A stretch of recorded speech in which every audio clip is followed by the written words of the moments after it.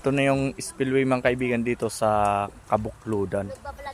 Hindi pa makadiretso sa mismong ano nito, tulay, pero nilagyan ng daanan doon mga kaibigan. No? Nagtulong-tulong yung residente. Pwede nang dumaan sa part na yan, kaya itatry natin mga kaibigan. Pwede na ang motor, tricycle, kotse pwede na rin mga kaibigan, pero hinay-hinay lang. Tuturo ko saan na part mga kaibigan yung daanan. Tara, let's go! O, yan ang mga kaibigan. Pwede nang dumaan ang motor sa part na yan mga kaibigan. No?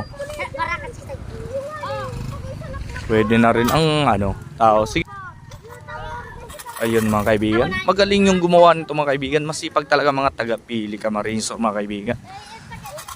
Yung spillway hindi pa rin maayos, kaya nag-initiate na yung mga taong bayad dito mga kaibigan.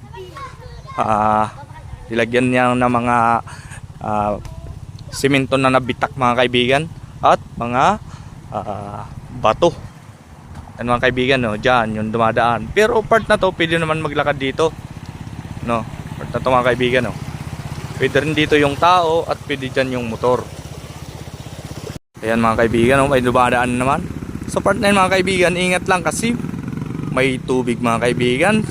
Pag mababa ang tubig, makakadaan mga kaibigan. Huwag lang tataas yung tubig, kasi hindi pa rin talaga makakadaan dyan. Ayun, no, pwede na mga kaibigan. Ingat na lang kayo mga kaibigan pag dadaan dito sa pansamantalang daanan sa Kabukludan. Ayan, ang tricycle mga kaibigan tinutulak. Kasi grabe nga yung lubak mga kaibigan at may tubig pa. Pero kayang-kaya mga kaibigan, no. Hirap lang talaga mga kaibigan. Hirap pero kayang-kaya. Yan, tulungan natin yan mga kaibigan. Kakabidyo ko dito, tutulong na muna ako.